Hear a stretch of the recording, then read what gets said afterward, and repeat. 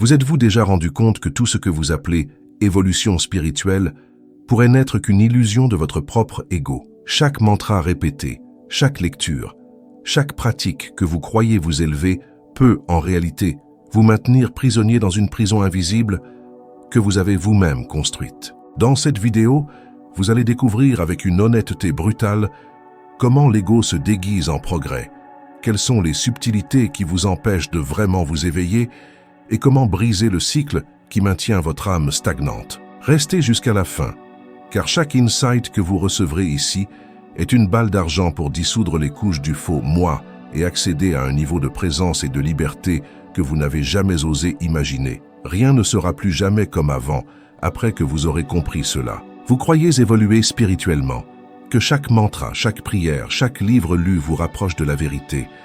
Mais la crue réalité est que vous plongez dans la plus grande illusion de votre vie, votre ego.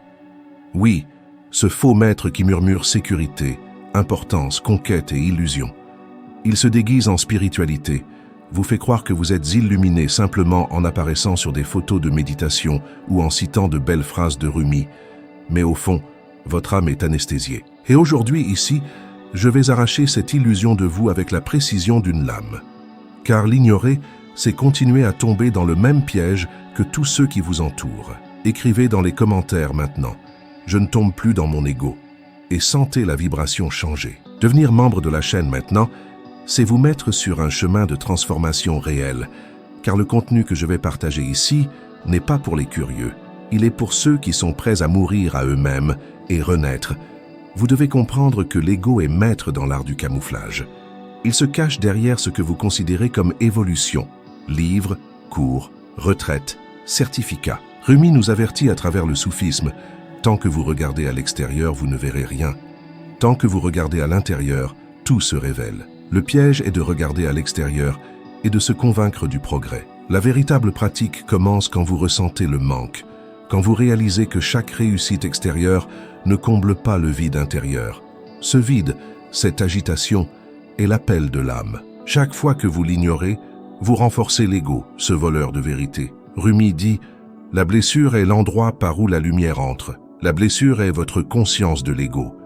Et la lumière est l'abandon total à la présence divine. Si vous ne vous abandonnez pas, si vous ne dites pas adieu à l'illusion de savoir, vous continuerez à tourner en rond, à croire à un faux progrès spirituel, pensant être sur le bon chemin. La première estocade contre l'illusion est de reconnaître son propre ego.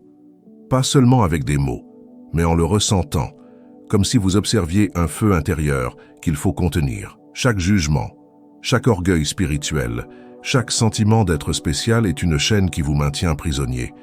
Rumi nous défie. L'âme est ici pour apprendre, pas pour se montrer. Si vous croyez encore que méditer vous place au-dessus de quelqu'un, vous êtes exactement là où vous ne devriez pas être. Quand l'ego sent que vous êtes sur le point de vous libérer, il crée des distractions. Nouveaux intérêts, nouveaux objectifs, nouveaux faux maîtres. Tout pour vous maintenir occupé et loin de la véritable introspection. Le piège est si subtil que beaucoup l'appellent évolution. Mais ce n'est qu'un divertissement spirituel pour tromper l'âme. Vous devez apprendre à différencier douleur et vrai progrès. La douleur superficielle est l'ego blessé. Le vrai progrès est le silence absolu de l'esprit. Rumi nous indique un chemin, le détachement radical. Il ne s'agit pas d'abandonner le monde, mais d'abandonner le faux sens du moi qui juge, compare et désire. L'ego est le pont qui vous sépare de l'infini.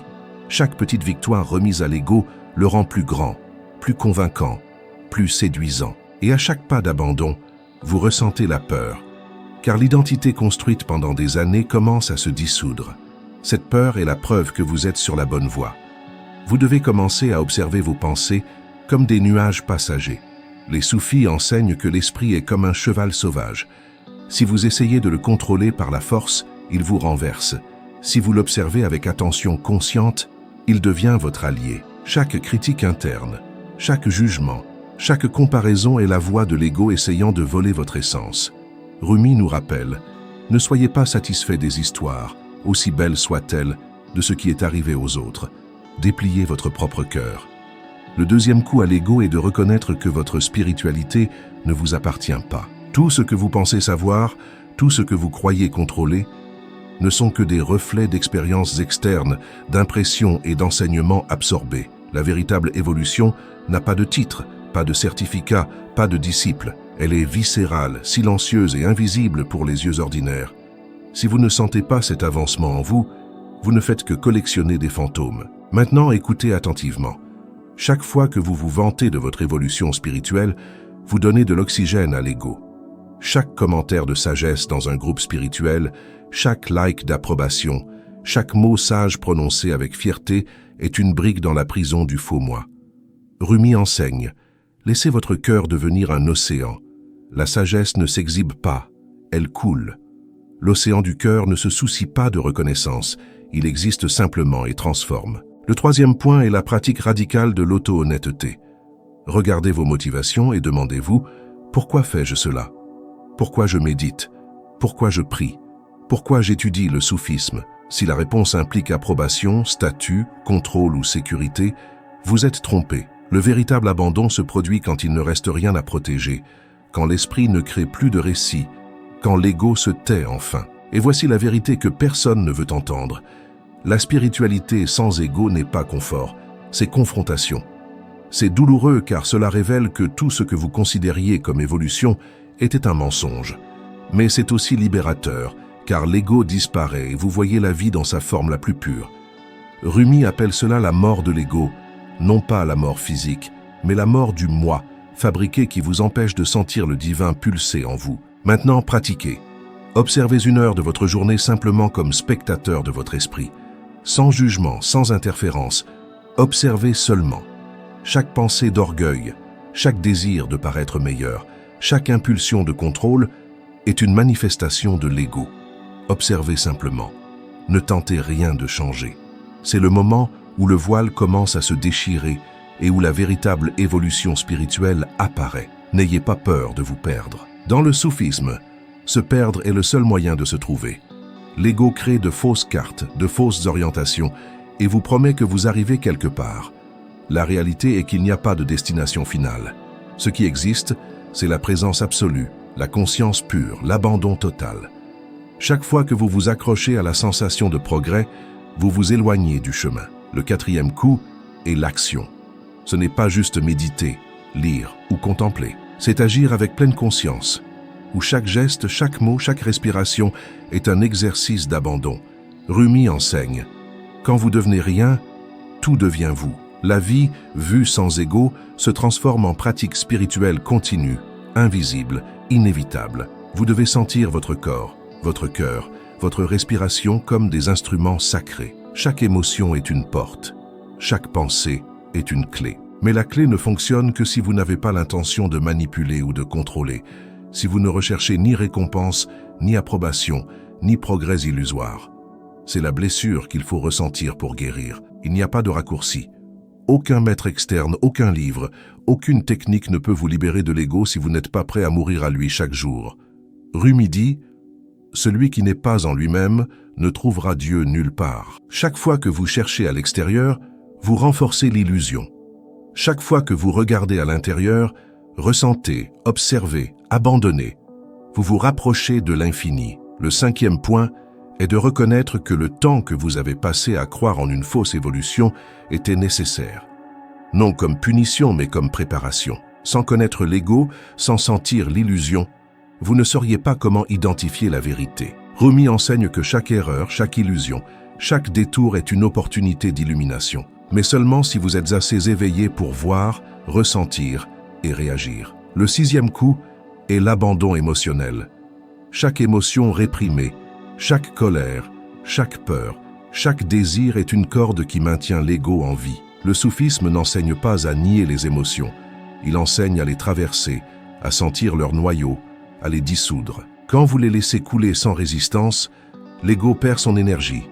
Et quand l'ego perd son énergie, l'âme commence à briller. Le 7e point est la pratique continue. Il ne s'agit pas de moments extraordinaires, mais de constance silencieuse. Chaque respiration consciente, chaque mot choisi, chaque action accomplie sans attente est une brique dans la destruction de l'ego. Le vrai progrès n'est pas remarqué par les autres. Il est ressenti dans chaque cellule de votre corps. Le 8e point est le détachement radical de l'identité. Qui vous croyez être, qui vous croyez que les autres croient que vous êtes, tout cela doit être questionné, dissous. Rumi appelle cela la transformation de l'eau en vin. L'ancien se dissout et le nouveau surgit sans effort, sans bruit, sans contrôle. Cela arrive simplement. Le 9e point est l'écoute profonde de l'âme. Écoutez sans intention, sans jugement, sans précipitation. Chaque murmure de l'âme est une révélation. Chaque fois que vous ignorez, l'ego grandit. Chaque fois que vous écoutez, l'ego s'affaiblit. C'est le cycle de destruction et de renaissance qui définit la véritable évolution spirituelle. Le 10e point est de sentir la mort de l'ego comme une célébration.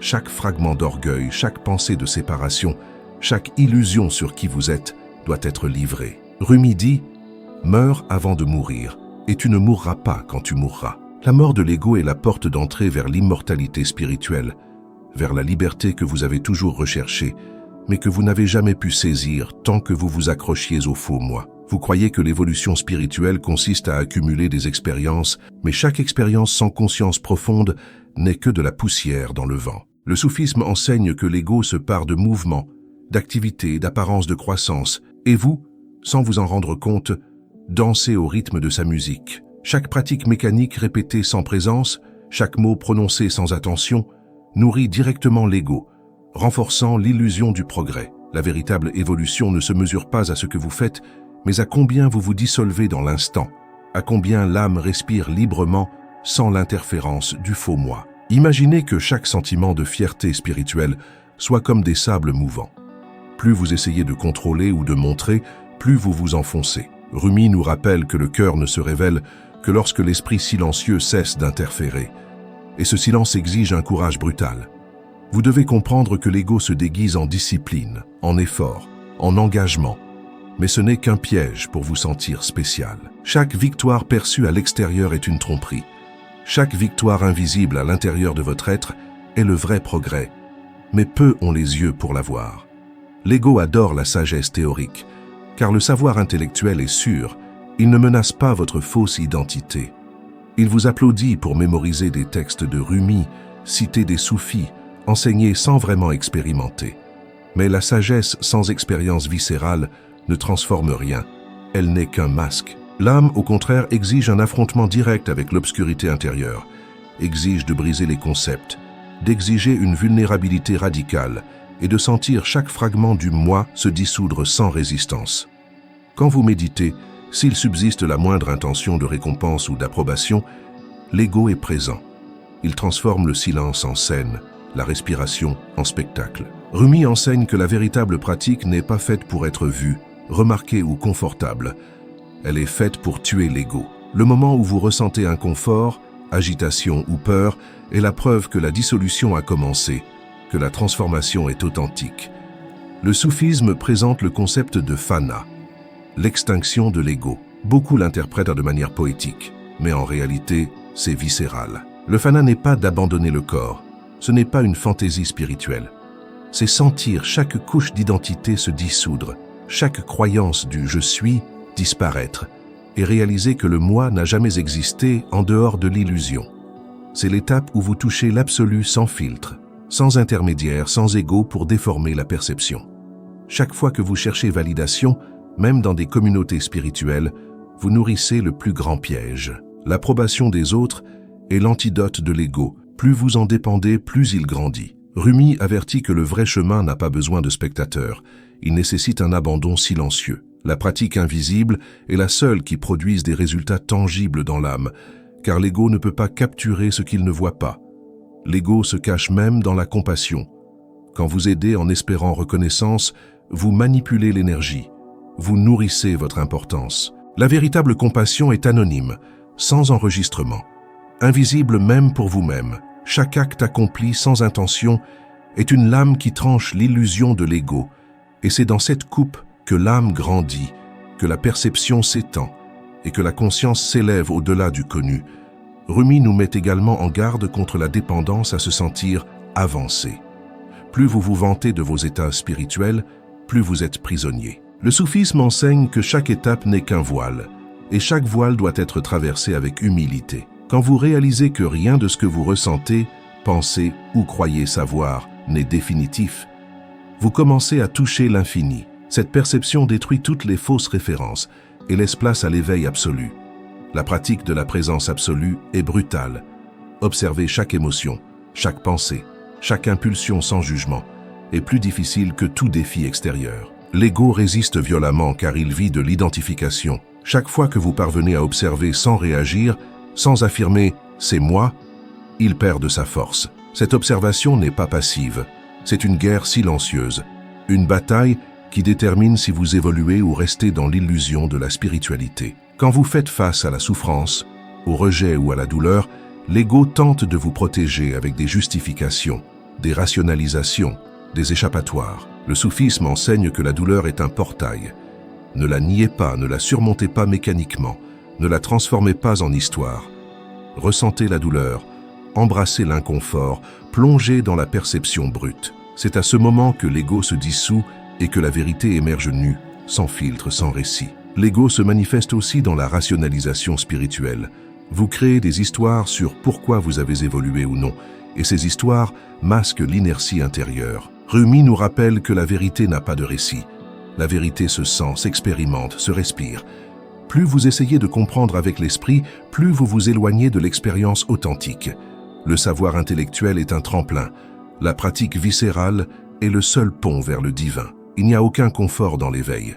La véritable transformation est déconcertante, car elle exige d'affronter tout ce que vous croyiez être. Chaque croyance spirituelle, chaque habitude, chaque justification de l'ego doit être détruite. Rumi appelle cela la purification radicale. C'est un processus qui vous déconstruit complètement, qui abat toutes les fondations, qui vous laisse vulnérable, nu face à l'absolu. Le soufisme n'accepte pas la médiocrité. L'évolution superficielle n'est qu'un divertissement psychologique, une illusion de progrès. Si vous voulez toucher l'essence, vous devez accepter l'inconfort, l'incertitude, la vulnérabilité. Chaque pratique confortable, chaque technique de auto-assistance spirituelle, chaque mantra récité par habitude est un terrain fertile pour que l'ego continue à vivre. L'esprit qui cherche des résultats de spirituel est prisonnier. Rumi enseigne que le vrai chemin est l'abandon, pas l'attente. Chaque tentative de contrôler les expériences spirituelles est l'ego en action. La véritable évolution n'a pas de mesure, pas de temps, pas de résultat prévisible. C'est flux absolu, conscience pure, abandon sans condition. L'ego se cache dans l'interprétation. Vous lisez Rumi, interprétez le soufisme, traduisez chaque enseignement et croyez avoir compris. La vérité cependant ne se traduit pas. Elle s'expérimente. Chaque interprétation intellectuelle est un voile. Chaque sensation directe sans médiation est la lame qui tranche le voile. C'est dans cette coupe que l'âme respire, que le cœur s'éveille, que la présence se révèle. Quand vous réalisez que le progrès est invisible, que rien ne change extérieurement, surgit le paradoxe soufi. L'évolution est à la fois rien et tout. Rien pour l'ego, tout pour l'âme. Le soufisme enseigne que l'absence d'ego n'est pas le vide, c'est la plénitude absolue. Chaque sensation d'insuffisance est un portail. Chaque perception de faute est une chance de dissolution. Chaque instant de silence est le toucher de l'infini. L'ego est aussi maître dans les illusions du temps. Vous croyez que l'évolution est linéaire, que le progrès est cumulatif, qu'il y a une destination finale. Rumi nous montre que le temps est illusoire, que passé et futur sont des constructions mentales. La véritable évolution se produit maintenant, dans l'instant, sans intervalle, sans enregistrement. Chaque moment éveillé est un univers en soi, et l'ego tente de vous faire ignorer cela avec distraction et plan. La pratique soufiste exige un abandon absolu à la présence, pas aux pratiques extérieures.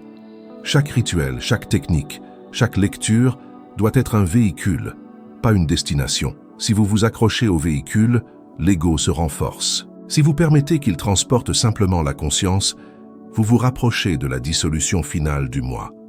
Le soufisme enseigne que chaque pas conscient sans attachement détruit graduellement l'ego, mais avec intensité.